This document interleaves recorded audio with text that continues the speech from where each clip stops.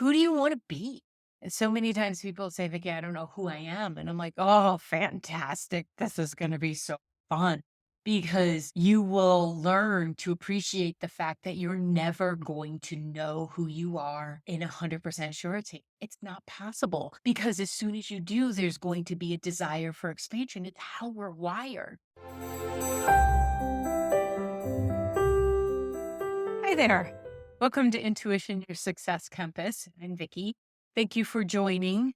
If this is the first time you're listening, if this is a return trip, I so appreciate you being here and for all the subscribes and the reviews and the comments. It really does help to elevate the podcast so that it can be seen by others when you leave a review or when you hit that little subscribey button. So I'd appreciate if you did that because we want to help as many people as possible appreciate who they are, learn to use their intuition, and integrate it into their whole life so that we can be more connected and respectful and do a heck of a lot less work being human because you understand the energy, you understand how you're receiving messages, and you're just genuinely happy. So I feel like that, and I know it goes out to impact others. So this week, we are going to finish up the four directions. If you've not listened to the previous episodes, go ahead, go back to them. They'll stand alone. It's not like you have to listen to the other three before listening to this one. So what I'm talking about is the method of coaching that I use based on the compass, based on four directions. And we've talked about the north being the connection to your soul and having that collaborative relationship, and with the south, which is our human self, which is our physical body, which is the lifetime after lifetime that we do, and the west being the wiring and what we've learned, what's been programmed, and how we can change that. And now we're going to go to the east, which is the action direction. Admittedly, one of my favorites. It's the place where I feel like we pull it all together. We actually connect the dots, which allows us to elevate our own life. It allows us to raise the frequency of not only ourselves, but the planet. And it will also help you to feel more successful and productive and happy. I mean, that's the ultimate goal, right? To be joyful in life. Our soul has an energy of joyfulness. It's so excited to be here, to learn, to understand, to connect with others, to connect with the human body in which it chose. And we can forget that as the physical process of life requires activity. I mean, it requires our attention. So the East is about the dynamic connection of all of that. It's about being purposeful.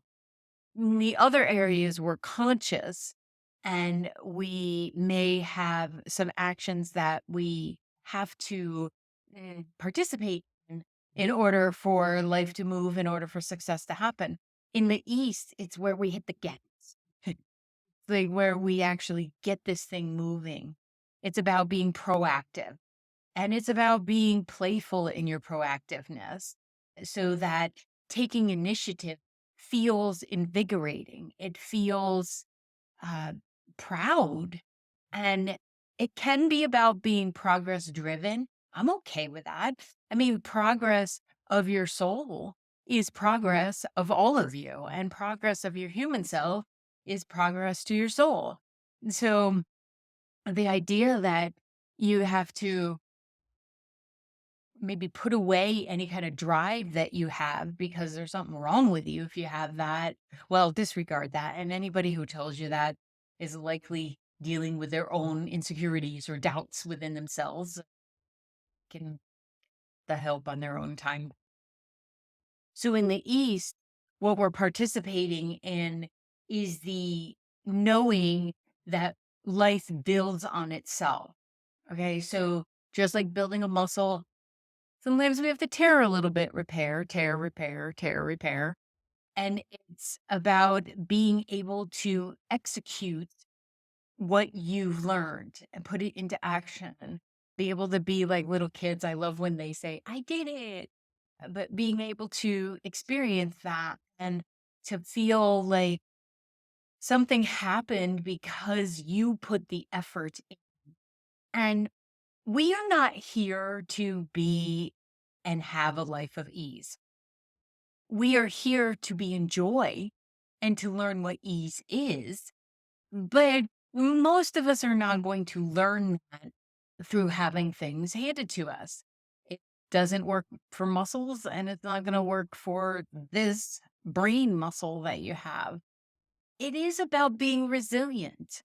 And I know some people don't like that word because they feel like if I practice resiliency, I'm agreeing to the things that didn't go well or the traumas or the challenges that I've had. I don't see it that way. I feel like resiliency is one of the greatest aspects of being human. I feel like it's one of those things that when you understand that your resiliency is what had you show up over and over again, it is what had you take that extra class because you just didn't understand the concepts. It is what allowed you to trust another partner and end up lining up with the partner that was in your best interest because you bounced forward, not bounced back. It's such a terrible expression to bounce. Why would you want to bounce? You want to bounce forward in your life because you decided, well, I, not every person will treat me like that because I've grown within myself and I now know what I want differently in relationships. And I've worked and shifted that within myself. So, resiliency to me is that acknowledgement of the fact that, yeah, I've been through some stuff but I'm also proud of that. I'm proud that I am different today because of what I've experienced before. It's not about feeling put upon or even wandering into victim mode. That, well, if you're saying I have to be resilient, you're also saying that I invite all this other trauma. That's ridiculous. Stop it. Stop it. It's about fostering a sense of purpose and determination and staying focused and inspired as you navigate the changes and obstacles that may be in your path. Because there's no such thing as instant manifestation. These aren't flaky potatoes.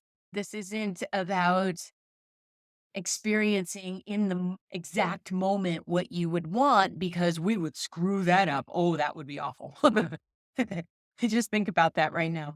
Every time you thought something that wasn't exactly kind, if it happened, I don't want instant manifestation.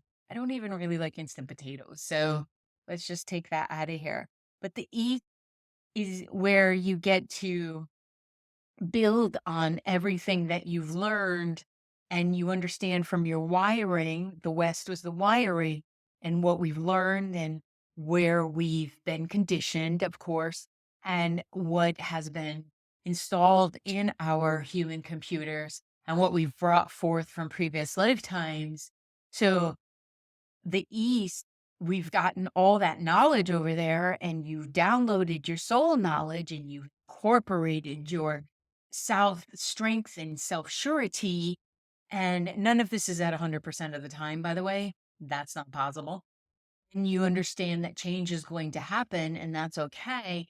East is where you start to be proud of yourself, right? You start to take the action that is necessary for that step. Like I remember when I was training for 5Ks and I decided I wanted to do a half marathon and understanding that pretty much anybody can show up and do a 5K if they've gone for walks at any point, right? So you can do one. You don't have to run them.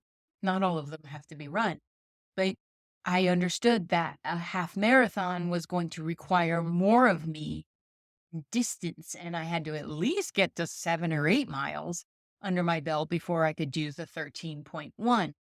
But the idea and the goal of that gave me a purpose. It got me off my choochie boomy a few times when I was like, nah. And then I thought, oh my goodness, I cannot go. I could walk 13 miles, but I could not go into a running situation without putting some kind of time on my feet and in my body. So the determination was what needed to show up in mile 9, like mile 9 and 10 of a half marathon.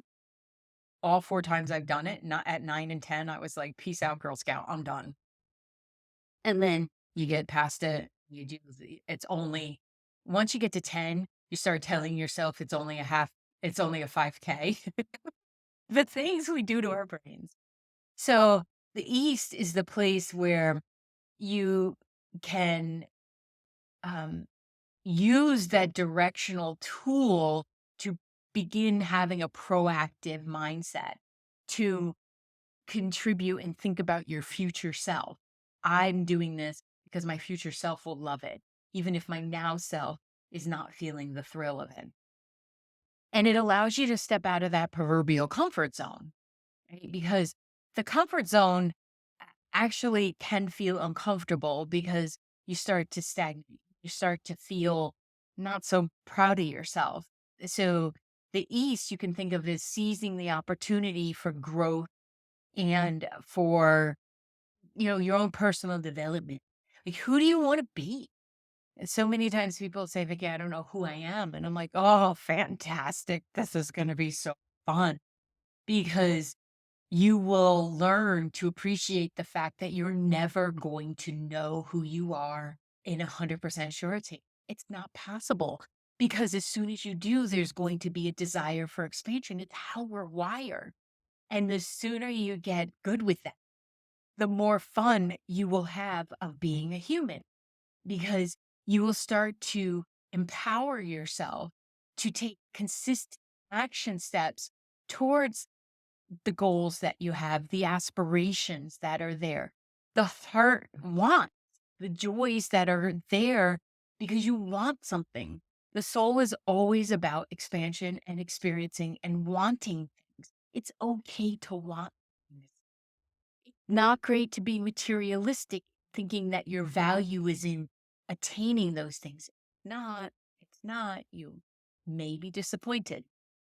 Some of the most affluent people that I work with often come to me because they feel a lack in themselves. And this is the connection we have to draw that it wasn't the car, it wasn't the house, it wasn't the people, it wasn't the likes on Instagram, it wasn't all of that stuff you're looking for. It was the pure joy of being who you are in essence when you're alone. Like, who are you?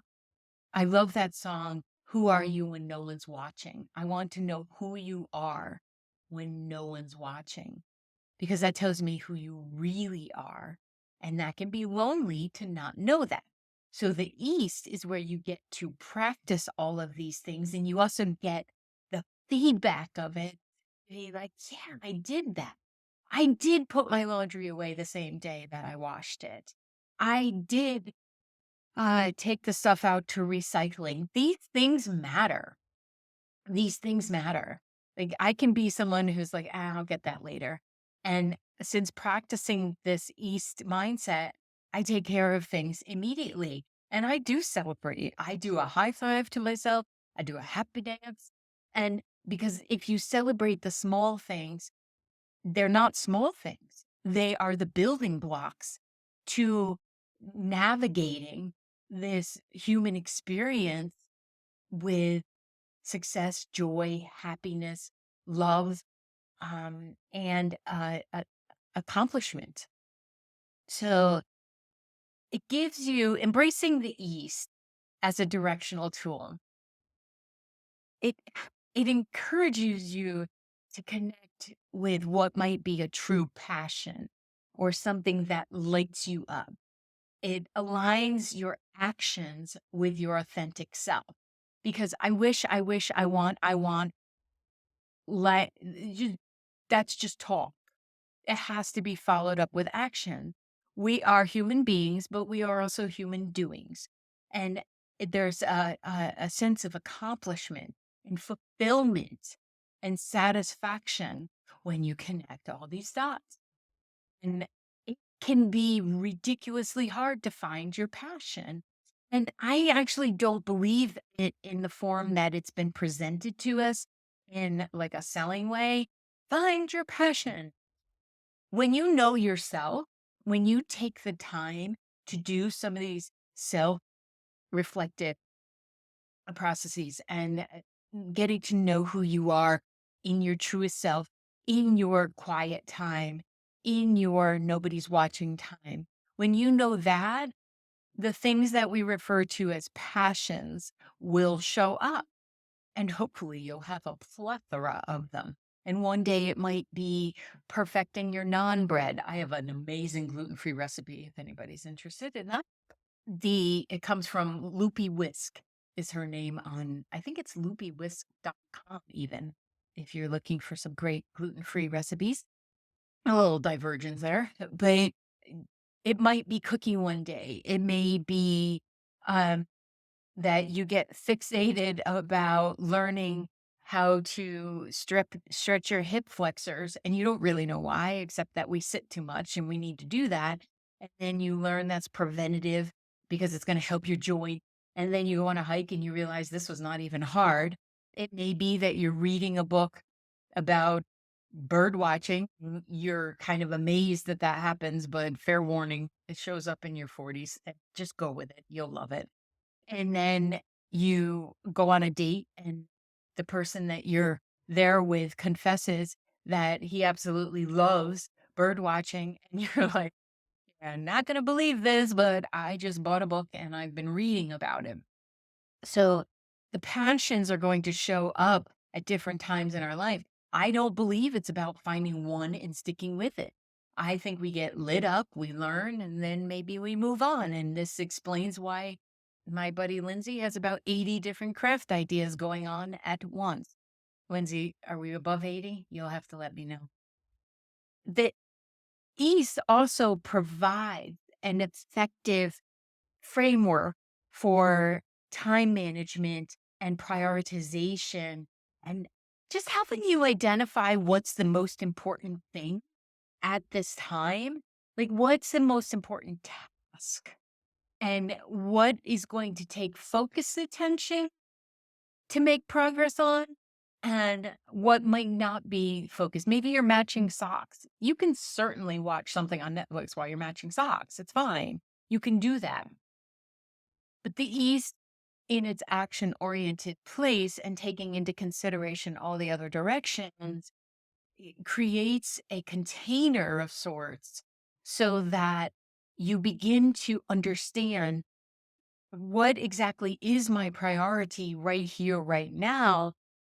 And then it helps you make decisions in a much more effective and less sick way. Maybe you won't avoid emotions any longer. You won't stuff those feelings with some sugar or um, other substances because you start to feel that you have and you understand your resiliency and your adaptability and the go with the flow stuff that has been mentioned to you but has been so difficult.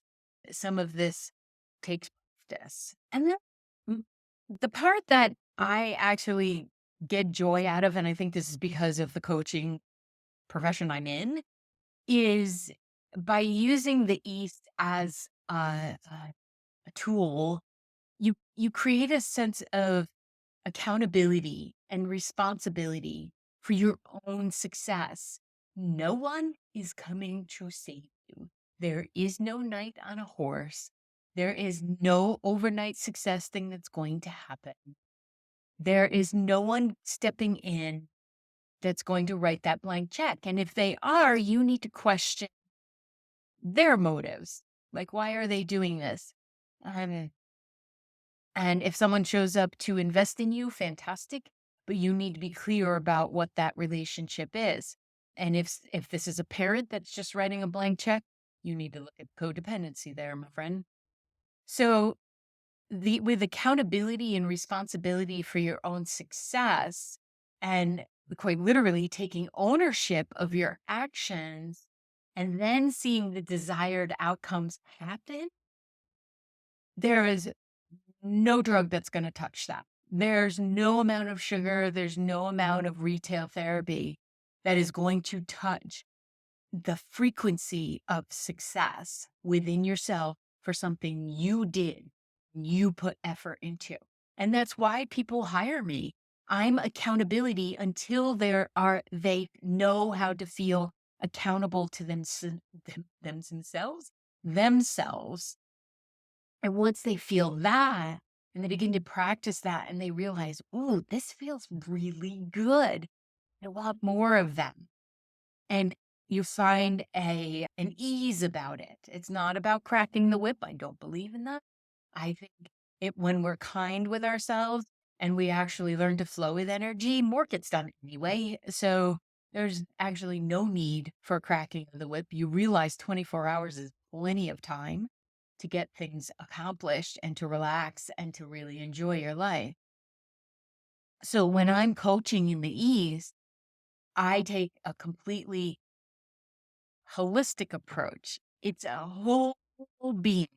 What is your soul telling you right now? Because there might be a message of action, action, action.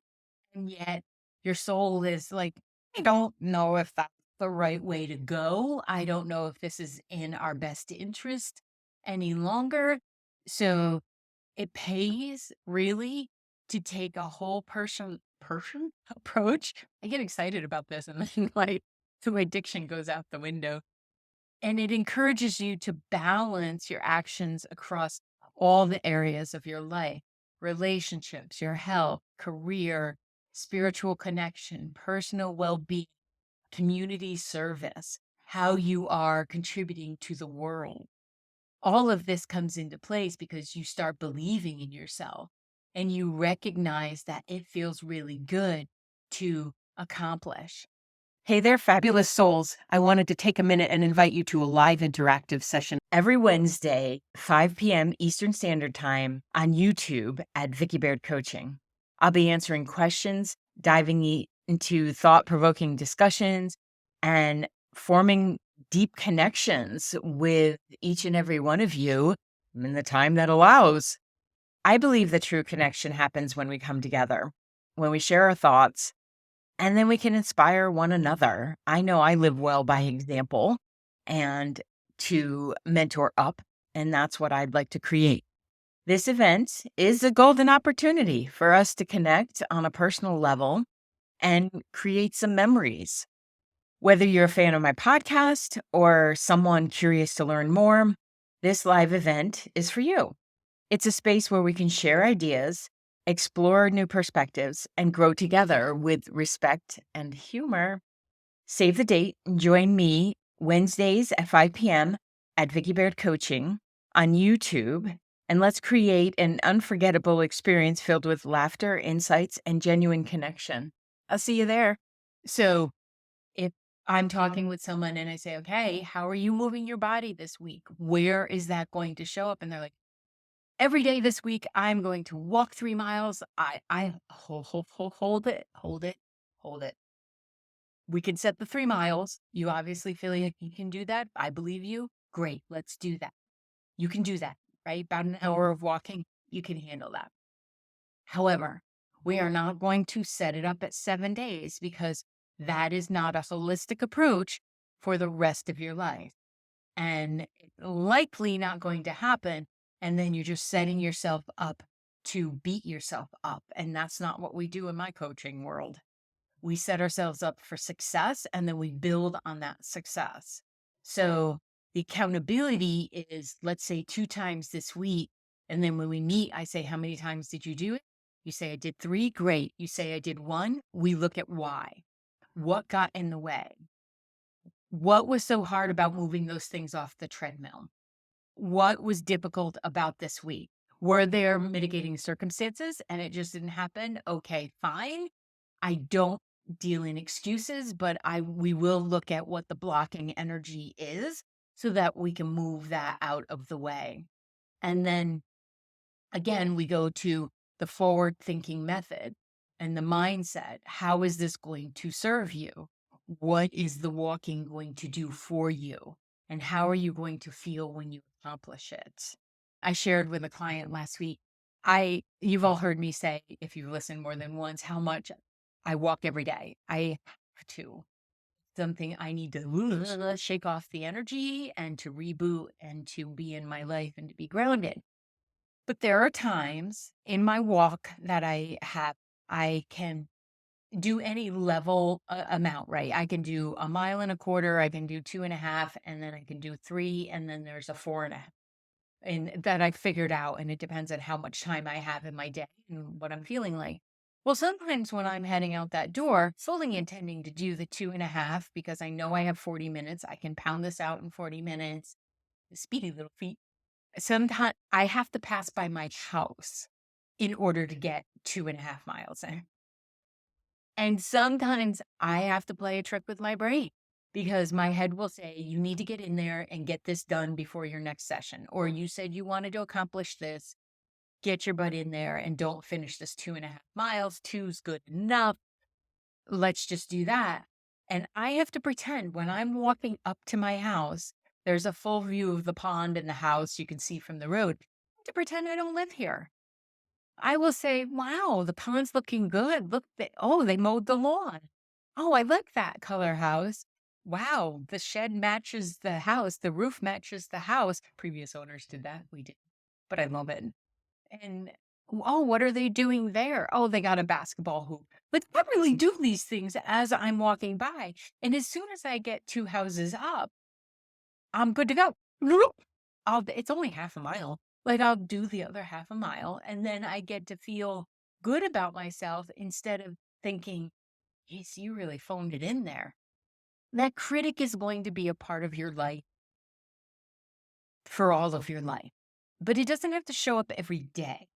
And it doesn't have to show up in every moment because you learn to shift it.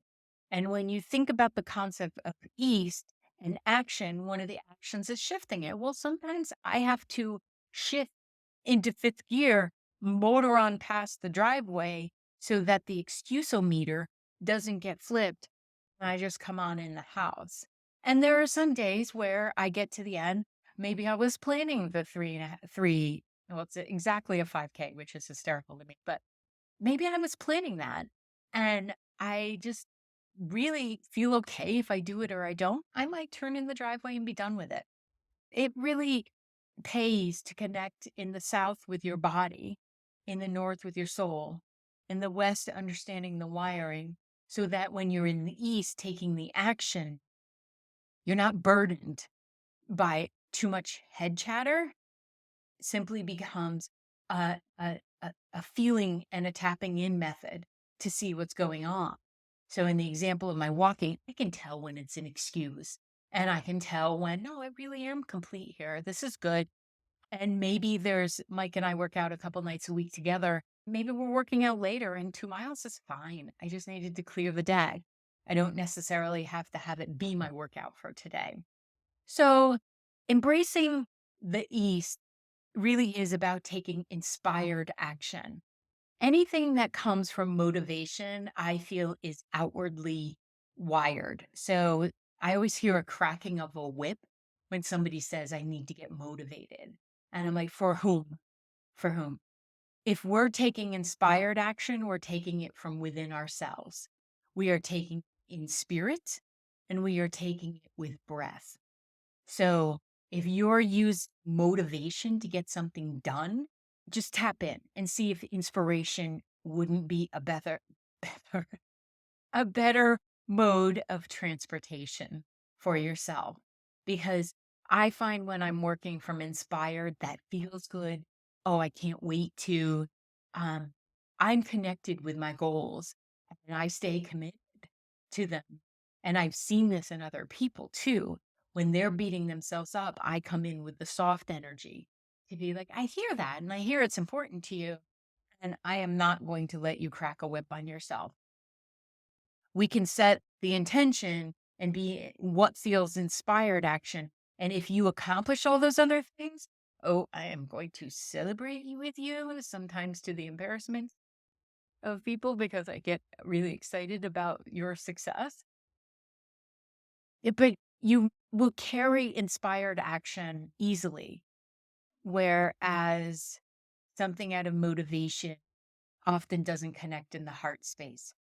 So travel forth with enthusiasm and know that these directions are going to show up in future episodes. As we talk about anything, I will indicate which direction we're in and how you can make the most of the compass you have within you and the transformative power of it.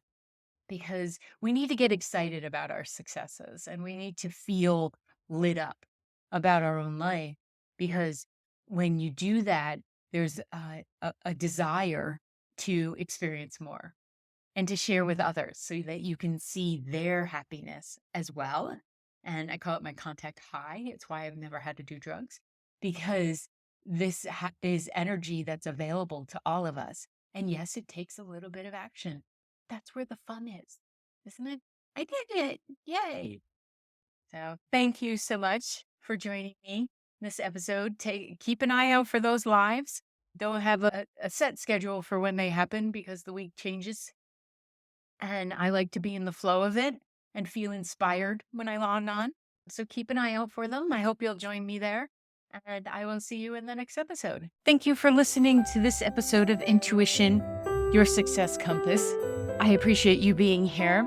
If you would like more information about developing your intuitive skills, removing those blocks, and creating the life that feels the most successful to you, then head on over to vickybaird.com. That's VICKIBAIRD.com. And check out the courses, the groups, and the Spaces app that will allow you to be part of our community and know about upcoming events and specials. Thank you so much, and I'll see you in the next episode.